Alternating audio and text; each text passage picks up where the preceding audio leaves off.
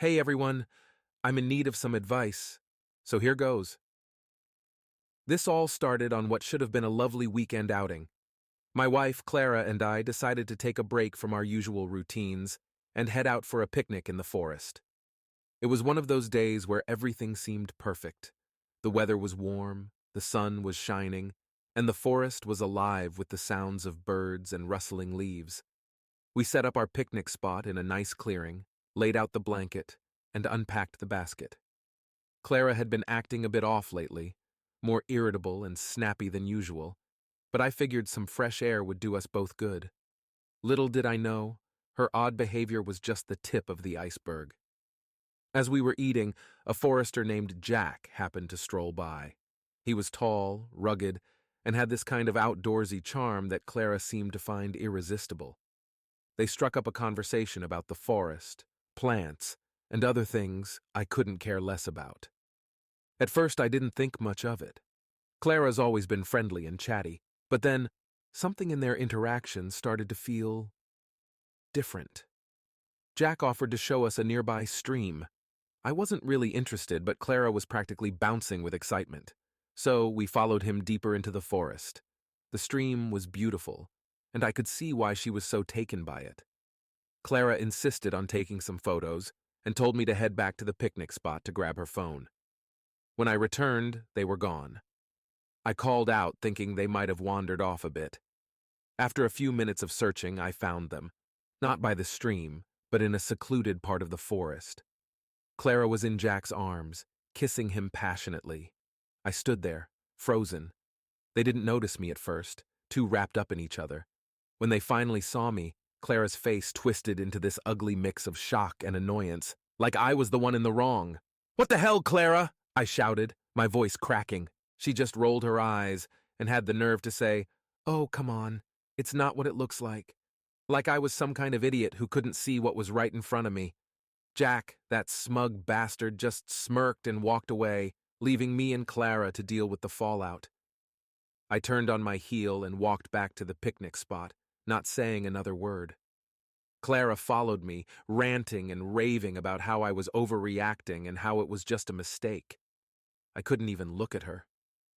The drive home was silent and tense. As soon as we got back, I packed a bag and left. So here I am, sitting in a motel room, trying to wrap my head around what just happened. I can't believe she would do this to me. And with some random guy we just met. I don't know what to do next. Should I confront her again? Demand a divorce? I just feel so lost. Any advice would be appreciated.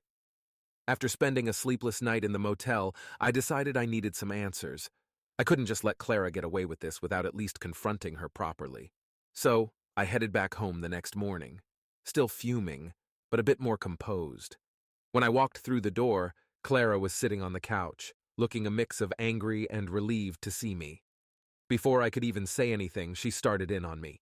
"Where the hell have you been? You just left me there," she snapped. "Seriously, Clara? You're mad at me for leaving after catching you with another man?" I shot back, my voice rising with each word. She threw her hands up in frustration. "It was a mistake. I don't know what came over me. Jack was just there, and it happened, but it meant nothing, I swear." I couldn't believe what I was hearing. "Meant nothing? You were all over him, Clara. How long has this been going on?" She hesitated, looking away. "It was the first time, I promise. I don't know, I've been feeling so trapped lately."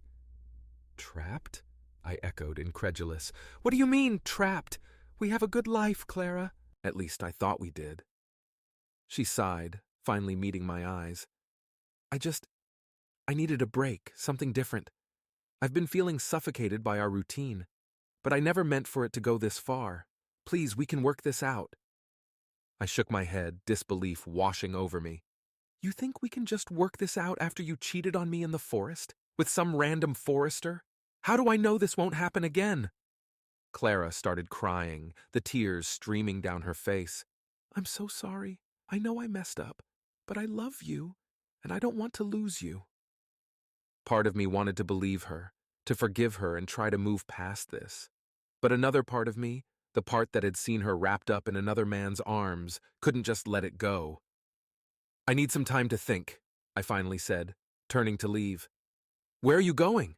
she asked, panic rising in her voice. I don't know, I replied honestly, but I can't stay here right now. I left the house again, my mind racing. I drove around for hours, not really knowing where I was going. Eventually, I found myself at a bar, trying to drown my sorrows in a few too many drinks. While I was there, I got a call from Clara. She was crying, begging me to come home and talk things through. I was about to hang up on her when I heard a noise in the background. A man's voice. Who's there with you? I demanded. It's just Jack. He came to apologize, she said quickly, but I could hear the lie in her voice. Yeah, right. You expect me to believe that after everything? You can stay with your new friend Clara. I'm done, I said, hanging up and blocking her number. Feeling even more devastated, I continued drinking until I could barely stand. That's when I decided to walk back to my car, but I was in no shape to drive. Luckily, a police car pulled up, and an officer got out. You okay, buddy? He asked. Not really, I slurred, leaning against my car for support. Let me give you a ride home, he offered, his tone sympathetic. I didn't argue, just nodded and climbed into the back of the police car. As we drove, I started to tell him everything, about Clara, the picnic, Jack. By the time we reached my house, I was a sobbing mess. You don't have to go in there if you're not ready, the officer said gently. Thanks, I mumbled, feeling utterly lost. Then, out of nowhere, Clara came rushing out of the house. Oh, so now you're involving the police? She screamed, her face twisted in anger. The officer got out of the car and held up a hand. Ma'am, I suggest you calm down. Your husband is clearly upset, and you're not helping. Clara looked like she was about to explode. Upset? He's being ridiculous. I couldn't take it anymore. Just go back inside, Clara. I'll figure out my next move without you. The officer turned to me. Do you have somewhere else you can go? I nodded. Yeah, I'll find a place. As Clara stormed back into the house, I realized that this was far from over, and little did I know, things were about to get even more complicated.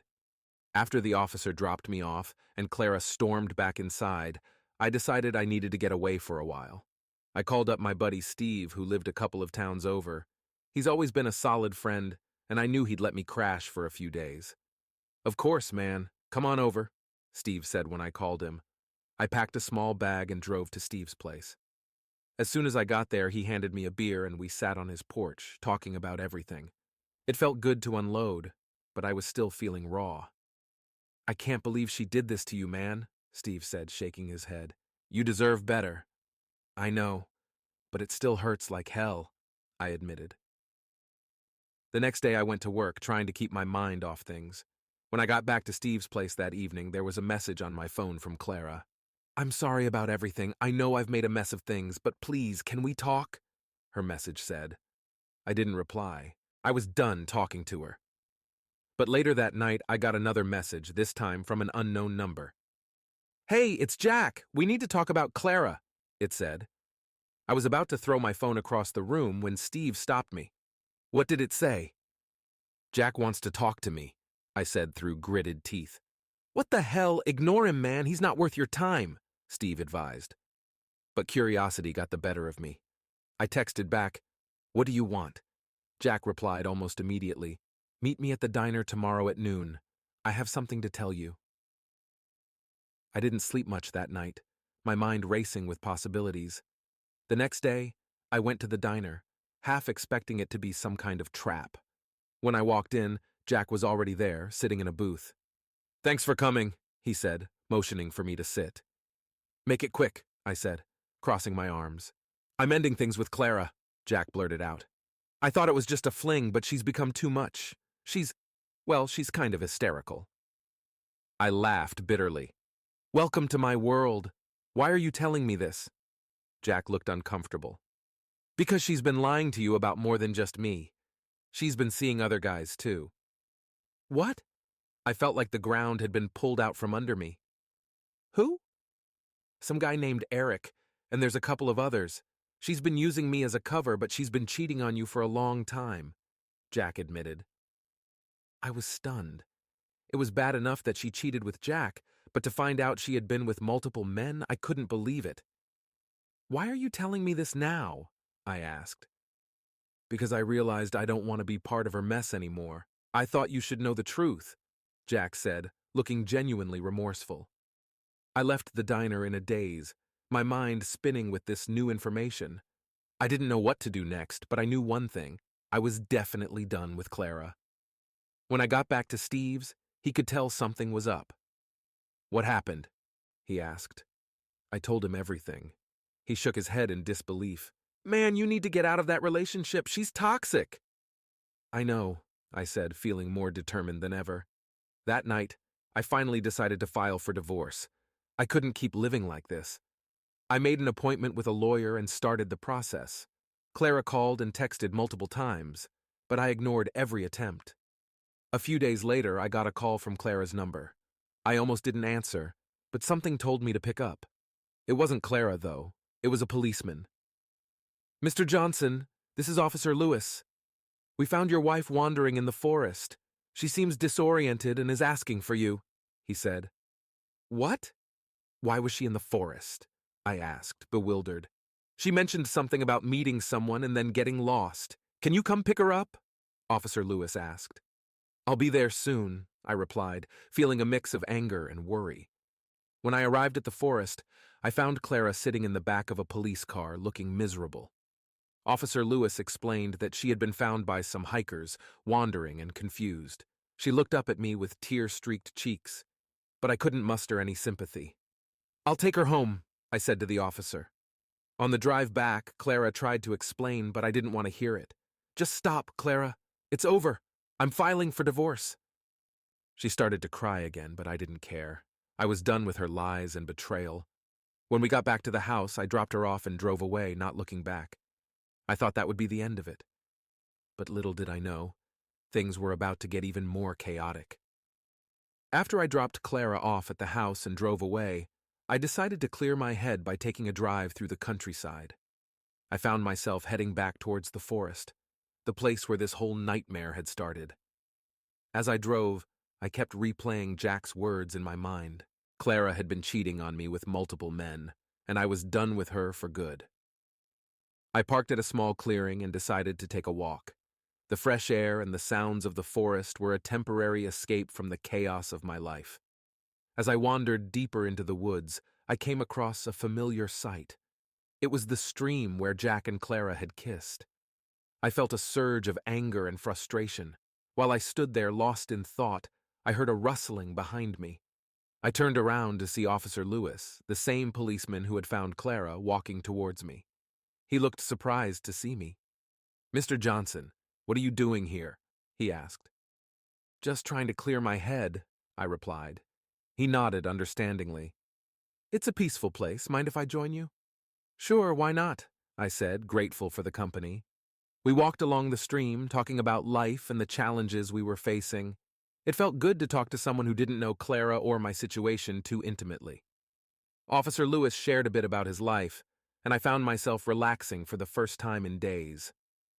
As we walked, we stumbled upon an old cabin hidden in the woods. It looked abandoned, but curiosity got the better of us, and we decided to take a look inside. The cabin was empty, dusty, and filled with old furniture. It had a certain charm, like it had been forgotten by time. "I used to come here as a kid," Officer Lewis said, a hint of nostalgia in his voice. "It's been abandoned for years." We explored the cabin, and as we did, I noticed Officer Lewis watching me closely. There was a certain intensity in his gaze that made me feel uneasy, but I brushed it off. "Want to sit for a while?" he asked, gesturing to an old, dusty couch. "Sure," I said, sitting down. He sat next to me and we continued talking. The conversation started to drift into more personal territory. He asked about Clara and what had happened. I found myself opening up to him, sharing the details of her infidelity and how it had shattered my trust. "You deserve better than that," he said, his voice soft and reassuring.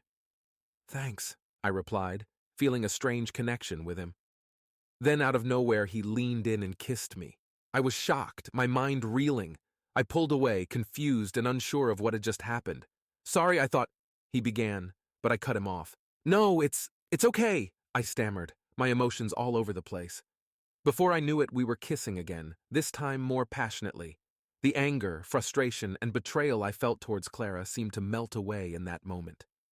We moved to the back of the cabin where there was an old bed, and things escalated quickly. We ended up having sex right there in the cabin, a whirlwind of emotions and raw passion. It was intense, unexpected, and a distraction from the pain Clara had caused me. Afterwards, as we lay there catching our breath, reality started to set in. I had just had sex with a policeman, a man I barely knew, in an abandoned cabin in the middle of the forest. It was insane, but in that moment it felt like the escape I needed. I should get back, Officer Lewis said, breaking the silence. But if you ever need to talk or anything else, you know where to find me. Thanks, I said, still trying to process what had just happened. We dressed quickly and left the cabin, going our separate ways. I drove back to Steve's place, my mind spinning with everything that had happened. When I got back, Steve could tell something was up. You okay, man? You look different. I don't even know where to start, I said, sinking into the couch.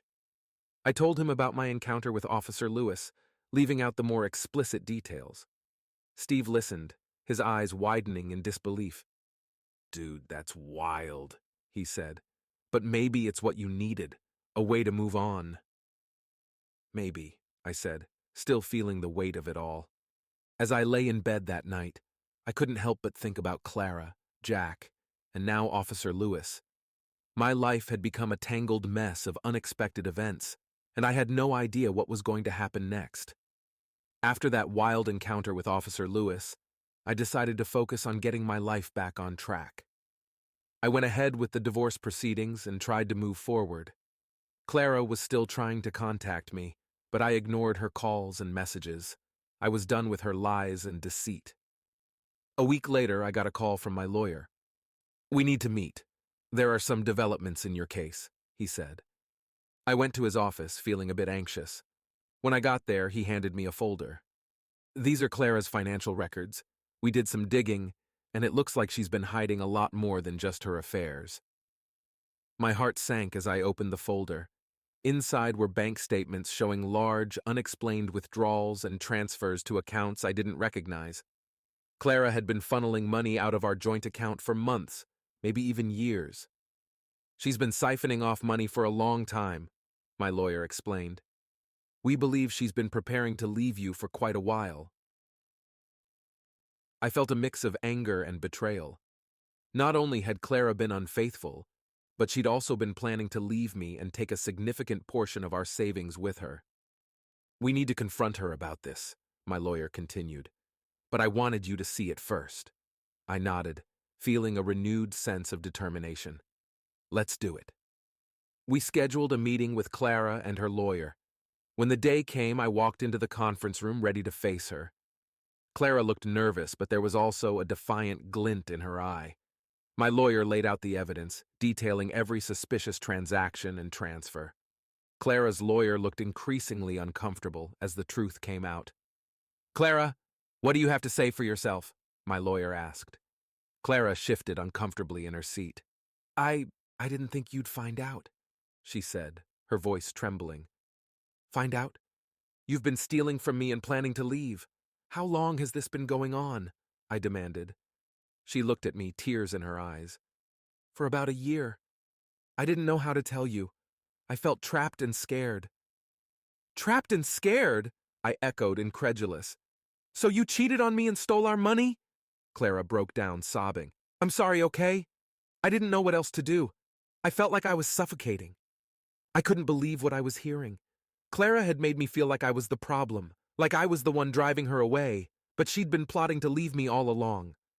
I want everything back, I said firmly. Every penny you took, and I want the divorce finalized as soon as possible.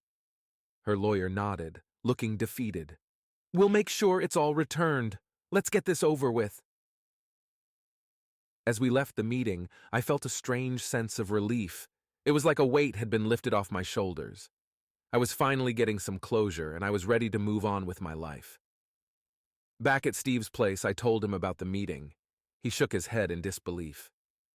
Man, she really did a number on you, but at least you're getting out of it.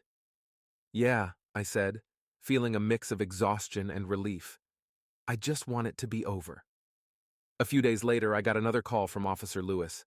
Hey, I heard about what's been happening. Are you okay? He asked. I'm hanging in there, I replied. Just trying to sort everything out. Do you want to meet up? We can talk, he offered. I hesitated, remembering our last encounter, but I needed someone to talk to, and he'd been there for me before. Sure, let's meet. We met at a quiet coffee shop. As we sat down, Officer Lewis looked at me with concern. You've been through a lot. How are you holding up? I'm managing, I said, feeling a bit more at ease. It's just been one thing after another. He nodded. I get it, but you're strong. You'll get through this. As we talked, I realized how much I appreciated his support. We ended up spending hours just talking about everything. My divorce, his job, our lives. It felt good to have someone who understood. As we were about to leave, he reached across the table and took my hand. If you ever need anything, I'm here for you. Thanks, I said, feeling a warmth in my chest. I appreciate it. We parted ways, and as I drove back to Steve's place, I felt a strange sense of hope. Despite everything that had happened, I knew I wasn't alone. I had friends, and maybe even something more with Officer Lewis. But little did I know there were still more surprises waiting for me. After meeting with Officer Lewis, I felt a bit more stable. The divorce proceedings were moving forward. Clara had agreed to return the money she'd taken, and I was starting to think about what my future might look like without her. I was beginning to find some semblance of peace. But then, things took a dramatic turn. One evening, as I was about to head to Steve's place after work, I got a frantic call from Clara. Against my better judgment, I picked up. You need to come home right now, she yelled, her voice full of panic. Why? What's going on? I asked, my heart racing. It's an emergency, just come home, she screamed and hung up. Despite everything, I couldn't ignore the urgency in her voice. I sped back to the house, my mind racing with possibilities. When I arrived, I found Clara in the driveway, pacing back and forth, looking hysterical. What's going on? I demanded as I got out of the car. It's Jack, she sobbed. He's inside and he won't leave. He's threatening me. I couldn't believe what I was hearing. Why is he here? I don't know. He just showed up and started accusing me of lying to him, she cried. I took a deep breath and walked inside. Jack was there, pacing angrily in the living room. When he saw me, his eyes flashed with fury. You! He shouted, pointing at me. This is all your fault! What the hell are you talking about? I shot back. Clara told me everything. She's been lying to both of us, he yelled. She promised she'd leave you for me, but now she says she's staying with you. I turned to Clara, who was standing in the doorway, looking terrified. Is this true? I asked, my voice cold. She nodded, tears streaming down her face. I didn't know what else to do. I never meant for any of this to happen. I was beyond angry. I felt like a pawn in their twisted game. Jack, get out of my house, now, I said, trying to keep my voice steady. No, not until I get some answers, he shouted, stepping closer to me. Just then, the front door opened and Officer Lewis walked in. He must have seen Clara's car parked haphazardly outside and sensed something was wrong. What's going on here? He asked, his voice calm but authoritative. This doesn't concern you, Jack snapped. Actually, it does, Officer Lewis said, stepping between us. Jack, you need to leave now before this situation gets any worse. Jack glared at both of us, then turned to Clara. This isn't over, he said, and stormed out of the house. Once he was gone, Officer Lewis turned to me. Are you okay? Yeah, I'm fine, I said, still shaking with anger. He turned to Clara, who was sobbing uncontrollably. Clara, you need to calm down and get your things. You can't stay here tonight. What? Where am I supposed to go? She wailed. I don't care, I said, my voice harsh. Just go. Clara gathered some things and left, still crying. Officer Lewis stayed with me, making sure everything was okay. Thanks for showing up, I said, once Clara was gone. No problem. Are you sure you're okay? He asked, concern etched on his face. I will be, I replied, feeling exhausted. He stayed for a while just talking and making sure I was all right. As he left, he gave me a reassuring pat on the shoulder. "If you need anything, call me." "Thanks," I said, genuinely grateful. The house felt empty and cold once he was gone. I sat on the couch trying to process everything that had just happened. Clara's lies had finally caught up with her, and now I was left to pick up the pieces. That night, as I lay in bed, I couldn't help but think about how far I'd fallen. My marriage was over, my life was in shambles, and I felt completely lost. But I knew I had to keep moving forward, no matter how hard it was. Little did I know the worst was yet to come. After the incident with Jack, I was left feeling more betrayed and alone than ever. Clara had been lying to both of us, manipulating us for her own gain. I decided it was time to take control of my life again, starting with finalizing the divorce and cutting all ties with her. But just when I thought things couldn't get any worse, they did. A few days later, I received a call from Officer Lewis. He sounded serious and asked if we could meet. We agreed to meet at the same coffee shop where we'd met before. When I arrived, he looked more tense than usual. "What's going on?" I asked, sitting down across from him. "I've got some bad news," he said, taking a deep breath. "Clara has filed a restraining order against you." "What?" I was stunned. "On what grounds?" "She claims you've been harassing her, threatening her safety," he explained. "She provided some fabricated evidence, including texts and emails. It looks bad, but I know it's not true." I felt like I'd been punched in the gut. This is insane. She's the one who's been lying and cheating. "I know, and we're going to fight this. But it's going to be a tough battle," he said, his voice reassuring. I couldn't believe it. Clara was trying to destroy me completely. "What can I do?" "We'll need to gather evidence to disprove her claims. I'll help you, and we'll get through this," Officer Lewis said, his tone determined. Over the next few days, we worked together to compile evidence.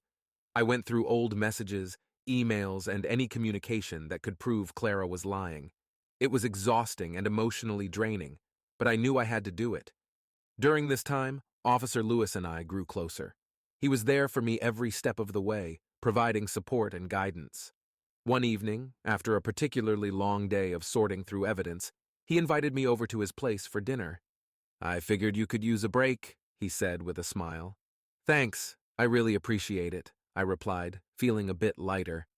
We spent the evening talking, laughing, and getting to know each other better.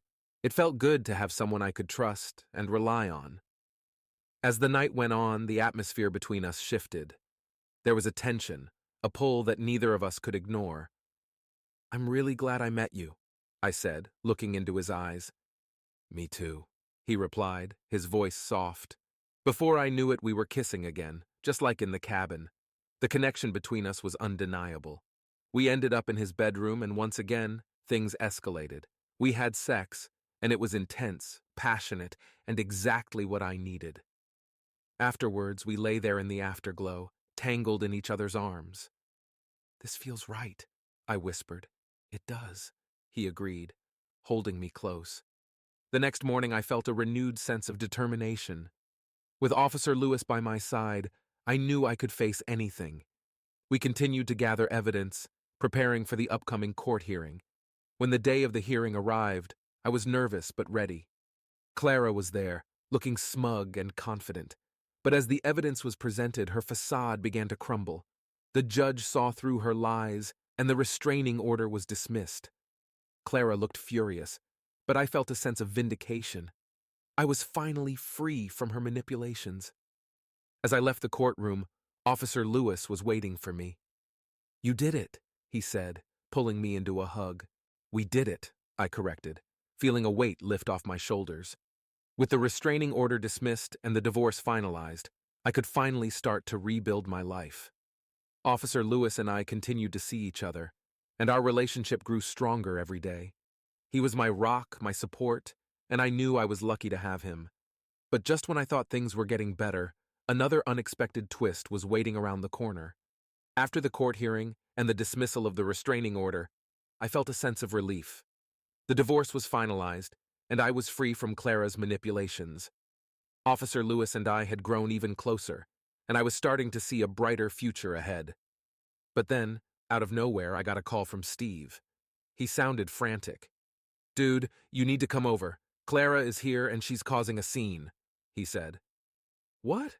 Why is she there?" I asked, already grabbing my keys. "She's claiming she wants to talk to you and that she's pregnant," Steve explained. I felt my stomach drop. This couldn't be happening. I drove over to Steve's place as fast as I could. When I arrived, Clara was standing in the driveway, looking disheveled and desperate. "What are you doing here?" I demanded. "I need to talk to you," she said, her eyes wild. "I'm pregnant, and it's yours." I couldn't believe what I was hearing. "You expect me to believe that after everything you've done?" "It's the truth," she cried. "I found out after the divorce, and I didn't know how to tell you." I turned to Steve, who was standing by with his arms crossed. "Did she say anything else?" "Just that she wants to talk to you alone," he said, looking skeptical. I took a deep breath and faced Clara. "Fine, we'll talk, but if this is another one of your schemes, I swear to God—" We went inside, and she started crying. "I know I've messed up, but this is real. I'm pregnant, and I don't know what to do." "How do I know you're not lying?" I asked, still not trusting her. "I'll take a paternity test as soon as the baby is born, but please, you have to believe me," she pleaded. I was torn. If she was telling the truth, then this was a whole new level of complication. But after everything she'd put me through, I couldn't just take her word for it. "I need proof," I said firmly. "Until then, I don't want anything to do with you." Clara nodded, tears streaming down her face. "I understand. I'll get the test done. Just please don't shut me out completely." I walked her to the door, feeling a mix of anger and confusion. As she left, Steve came over and put a hand on my shoulder. "You okay, man?" he asked. "I don't even know," I admitted. "I just need to think." Over the next few days, I tried to process everything. Officer Lewis was incredibly supportive, and we talked about what this could mean for our relationship. "If it's true, we'll figure it out," he said. "But you need to make sure she's not lying." I agreed, and we started making plans for the paternity test. Clara stayed quiet for a while, but then she called me, asking to meet. Reluctantly, I agreed, needing to get to the bottom of this. We met at a neutral location, a small park where we used to go when things were good between us. She looked more composed this time, but still nervous. "I've made an appointment for the paternity test," she said. "I want you to be there." "Fine," I replied. "But if this is another trick—" "It's not," she insisted. "I swear." The day of the test arrived, and we both showed up at the clinic.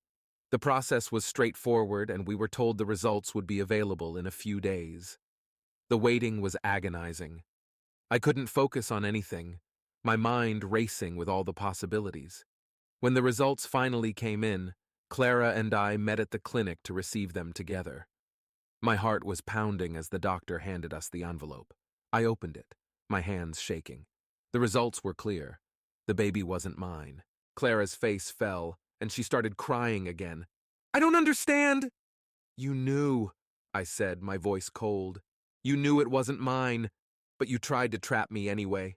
"I didn't know! I thought it was yours!" she sobbed. I couldn't take it anymore. "Get out of my life, Clara! For good! I'm done with your lies and manipulations!" As I walked away, I felt a strange sense of closure. This chapter of my life was finally over. I could move forward, knowing the truth. I called Officer Lewis and told him everything. He was relieved and supportive, and we made plans to celebrate that night. For the first time in a long time, I felt like I could finally breathe. After discovering the baby wasn't mine, I cut all ties with Clara. The sense of relief was overwhelming, and for the first time in months, I felt a weight lift off my shoulders. I was ready to move on, to start fresh and leave all the chaos behind. Officer Lewis and I decided to celebrate this new beginning. We went out for dinner at a nice restaurant, a place I'd never been before. The atmosphere was warm and inviting, and I could feel the tension of the past few months melting away. "This feels like a fresh start," he said, raising his glass. "To new beginnings." "To new beginnings," I echoed, clinking my glass with his. As we enjoyed our meal, we talked about everything: our hopes, our dreams, and our plans for the future. It felt good to have someone who genuinely cared about me, someone I could trust and rely on. "I'm really glad we met," I said, looking into his eyes. "Me too," he replied, smiling. "You've been through a lot, but you've come out stronger." After dinner, we took a walk along the waterfront. The night was clear, and the stars were shining brightly above us. We found a bench and sat down, watching the water gently lap against the shore. "I feel like I can finally breathe again," I said, taking a deep breath of the cool night air. "You deserve it," he said, taking my hand. "You deserve all the happiness in the world." We sat there for a while, just enjoying the moment. It felt peaceful, like the calm after the storm. As we headed back to his place, I realized how much my life had changed in such a short time. I had gone from being trapped in a toxic marriage to finding someone who truly cared about me. Over the next few weeks, things continued to improve. Officer Lewis and I spent more time together, growing closer and building a strong foundation for our relationship. I moved into a new apartment, wanting a fresh start in a new space. Steve helped me with the move, and we spent a lot of time reminiscing about old times and talking about the future. One weekend, Officer Lewis surprised me with a trip to a cabin in the mountains. It was a beautiful, secluded spot, surrounded by nature. We spent our days hiking, exploring, and just enjoying each other's company. It was exactly what I needed to recharge and reconnect with myself. On the last night of our trip, we sat by the fireplace, the warmth and crackle of the fire creating a cozy atmosphere. We talked about everything, the past, the present, and the future. I felt a sense of contentment I hadn't felt in a long time.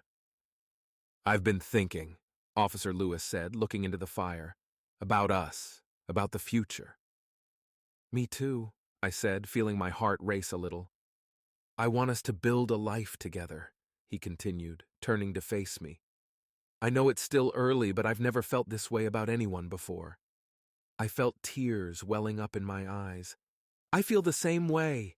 You've been my rock through all of this. I can't imagine my life without you." He smiled, taking my hand. "Then let's do it. Let's build a life together." We sealed our promise with a kiss, the fire crackling softly in the background. It felt like the start of something beautiful, something real and lasting. When we returned from our trip, we started making plans for the future. We talked about moving in together, traveling, and building a life that was filled with love and happiness. For the first time in a long time, I felt hopeful and excited about what lay ahead. But as life has taught me, there's always a twist waiting around the corner. After returning from our trip to the mountains, Officer Lewis and I were closer than ever. We started making concrete plans for our future together. I moved in with him, and we began to build a life filled with love and stability. It felt like a fresh start, and for the first time in a long time, I was genuinely happy. One evening, as we were settling into our routine, I received a message from an unknown number. My heart sank when I saw the name pop up, Clara. Despite everything, she still had a way of getting under my skin. I showed the message to Officer Lewis, who looked equally concerned. "Do you want to open it?" he asked gently. "Yeah, let's see what she wants," I sighed, opening the message. It read, "We need to talk. It's important. Meet me at the park tomorrow at noon." I felt a knot forming in my stomach. What could she possibly want now? "I don't know, but whatever it is, we'll handle it together," Officer Lewis reassured me. The next day, we went to the park. I was filled with dread, but having Officer Lewis by my side made me feel a little better. We spotted Clara sitting on a bench, looking more frazzled than ever. As we approached, she looked up, her eyes filled with a mix of fear and desperation. "What is it, Clara?" I asked, trying to keep my voice steady. She took a deep breath. "I know I've caused you a lot of pain, and I'm truly sorry for everything. But this is important. I'm in trouble." "What kind of trouble?" Officer Lewis asked, his tone protective. "There are people after me," she said, her voice trembling. "I owe a lot of money to some very dangerous people. They're threatening me, and I don't know what to do." I couldn't believe what I was hearing. And why should I care? You've lied to me, cheated on me and tried to ruin my life. Why should I help you now? Because they've threatened to hurt you too, she said, tears streaming down her face. I don't want you to get hurt because of my mistakes. Officer Lewis stepped forward. We need to go to the police. They can help you. Clara shook her head. No, they'll only make things worse. Please, I just need money to pay them off. After that, I'll disappear from your life forever. I looked at Officer Lewis, who nodded slightly. We couldn't just ignore a threat to our safety. How much do you need? I asked reluctantly. Clara hesitated. $10,000? That's a lot of money, Clara, I said, feeling the weight of her request. I know, but it's my only chance, she pleaded. Officer Lewis and I exchanged a look. We both knew this was risky, but we couldn't ignore the potential danger. All right, I said finally. But this is the last time. After this, I never want to see or hear from you again. Clara nodded, tears of relief streaming down her face. Thank you. I promise you'll never see me again. We made arrangements to get the money, and I felt a mix of anger and sadness. Clara had once again dragged me into her mess, but I hoped this would be the end of it. A few days later, we met Clara again to hand over the money. She looked genuinely grateful, and for a moment I saw a glimmer of the woman I once loved. Thank you, she said, clutching the envelope. I'm sorry for everything. Just go, I said, turning away. As she walked away, Officer Lewis put his arm around me. You did the right thing. I hope so, I replied, feeling a sense of finality. Life slowly returned to normal after that. Officer Lewis and I continued to build our life together, and the shadow of Clara's chaos began to fade. We took more trips, enjoyed quiet evenings at home, and made plans for the future. I even started seeing a therapist to work through the trauma of the past year. One evening, as we were sitting on the porch watching the sunset, Officer Lewis turned to me. I have something to ask you, he said, a nervous smile on his face. What is it? I asked, curious. He reached into his pocket and pulled out a small box. Opening it, he revealed a beautiful ring. Will you marry me? I was stunned, tears filling my eyes. Yes, I said, barely able to speak. Yes, I will. We hugged, and I felt an overwhelming sense of joy. After everything, we had found happiness together. As we planned our wedding, I felt a sense of peace I hadn't known in years. The future looked bright, and I was ready to embrace it with the man I loved by my side. Thank you to everyone who followed my story and offered support. It's been a wild ride, but I'm finally in a place where I can look forward with hope and happiness.